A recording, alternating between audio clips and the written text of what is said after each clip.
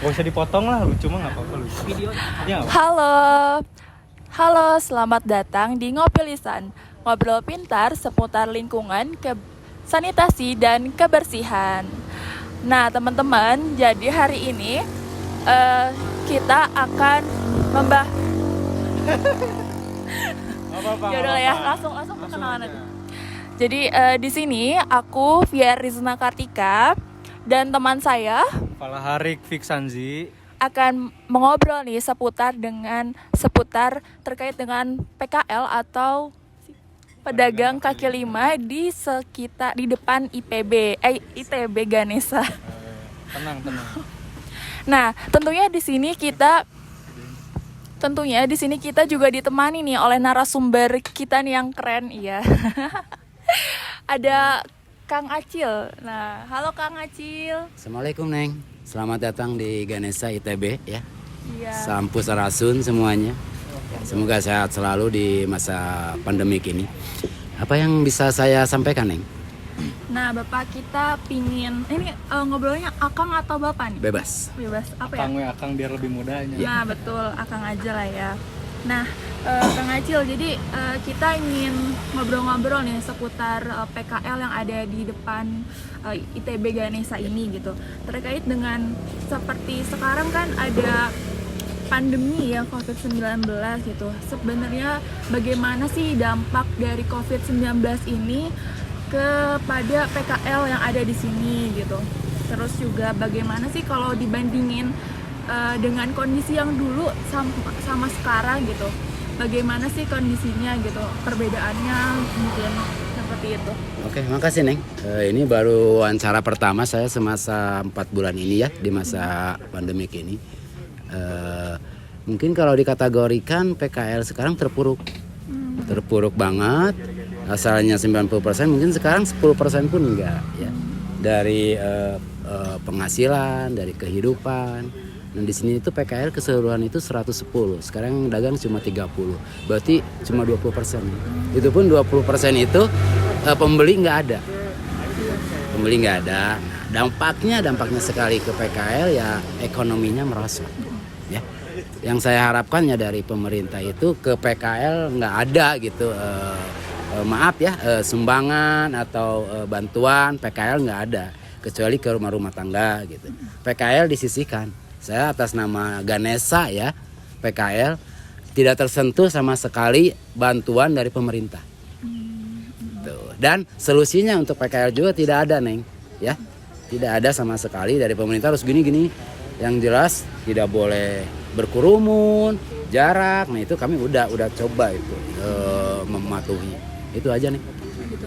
Jadi kan kalau misalnya kita tahu kalau ada regulasi buat terkait PKL, kalau misalnya makanan kayak misalnya ada pembatasan tempat duduk kayak gitu.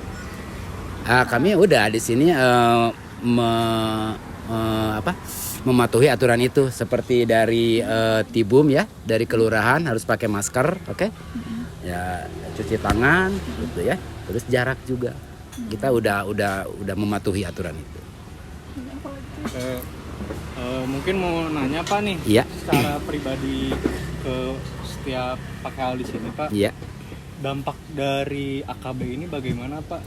Mungkin secara ekonomi atau kesehatan atau penghasilan Bapak gitu. Ya saya pribadi sebagai pengelola PKL dalam 4 bulan ini harus motor 2 untuk kebutuhan hidup ya. Nah PKL juga sama, tidak ada penghasilan 4 bulan ini. Oh. Biasa PKL dapat 3.000 dari sebulan, sekarang enggak. Kalikan 4 bulan, berarti dia rugi itu udah 12.000 ya. Kalau di juta 12 juta. Nah dari mana mereka mungkin? Nah itu cek. Jadi semua dampak sama sekali gitu, termasuk saya pribadi ya. Nggak ada gaji, nggak ada kerjaan. Kalau pegawai negeri yang lain masih bagus, tapi kalau PKL itu dampak sekali. Kalau di Ganesha ya, tapi saya lihat di Unpad masih ramai, di Simpang masih ramai, tidak semua PKL juga. Emang kalau PKL di sini ya tergantung dari yang datang. Dampak banget karena Salman ini ditutup, lockdown 4 bulan. Ini nanti bulan Agustus. Kami itu sangat berdampak Pak. Parah. Iya. dari pedagang-pedagang di sini Pak, apakah ada kayak solusi gitu Pak untuk permasalahan ekonomi ini, mungkin membuat bisnis yang online, jualan di online kayak gitu apa gimana Pak? Nah, kami mempertahankan hidup itu dengan bismillah mungkin. Nah, walaupun tidak ada pengunjung tapi pedagang alhamdulillah ya, barusan yang cek bagiin itu sosial bagus. Saya aspirasi buat Anda IPB ya. Dari saya ketua paguyuban juga. Saya kan di sini ada paguyuban, ada ketua, ada sekjen, ada bendahara dan saya sebagai korlap. Alhamdulillah Anda tepat sekali, makanya saya tadi bimbing Anda itu biar ada sentuhan. Jadi kalau pedagang di sini sendiri Pak, itu yang hadir selama AKB ini berapa? Terus dibandingkan dulu gitu Pak, jumlah pedagangnya berkurangnya separah apa gitu dampaknya? Biasanya 100% lah pedagang di sini ya, 110 orang. 110. Sekarang cuma 30 atau 25 orang, berarti 20%. 20%. 80%-nya itu di rumah masih. Satu modal. Ya. Dua dia mau dagang itu lihat pembeli nggak ada. Ketiga dia udah habis mungkin masa pandemik ini dipakai untuk modal, untuk sewa roda, untuk karyawannya mungkin ya defisit lah. Defisit. Ya. Untuk sekarang ini bapak ibu yang masih jualan sekarang nih Pak, itu penghasilannya berarti defisit juga dong Pak, walaupun tetap berjualan. 20% ini, Ya. 15% mengeluh ke saya, nggak ada pembeli. Jadi dia dipaksain. Asal ada kegiatan, asal kembali modal. Jadi belum normal banget, Cep. Belum normal. Belum. Ada 1-2, mungkin 2% itu agak bagus seperti basreng, oke? Seperti takol, ya itu ada gitu. Tapi yang lain-lain baru juga dagang seminggu udah tutup. Ini dampak dari apa ya Pak? Selain AKB, mungkin ITB-nya libur. Salman ditutup. Iya. Nah sekarang alhamdulillah udah sebulan ini dibuka jalan. Kalau kemarin ini kayak hutan, Cep. Kosong gitu. Kosong banget, saya 3 bulan lewat sini kayak hutan. Jadi nggak ada kegiatan. Tapi kan Pak, kalau biasanya tuh tiap minggu tuh ada kegiatan Car Free Day. Nah itu dari PKL ke sini kena dampak juga nggak Pak? Apa mungkin tidak berjualan hari Minggu? Yakin kena dampak karena dari pemerintah nggak boleh ada Car Free Day. Tapi ada yang sepeda, ada yang jalan kaki. Pedagang juga mungkin 15% jualan. 15%. 15%. Tapi Car Free Day tidak adakan. Tidak adakan karena PKL itu tergantung sama pengunjung kan. Pengunjungnya kurang. Mungkin Pak ada pertanyaan lagi nggak? Dari teman-teman ada yang mau nanya nggak? Mana? Oke. Mungkin Cantik mau nanya? mau nanya nggak? Paling kalau misalnya ada pertanyaan lagi bisa nanti tanya ke Siap. Bapak, terus nanti Bapak tinggal ngerekam. Siap. Oke. Saya siap untuk. Sama mungkin ini Pak penutup dari Bapak gitu ya sekalian. Harapan Bapak bagaimana ke depannya? Terus dari PKL di sini juga butuhnya apa gitu Pak?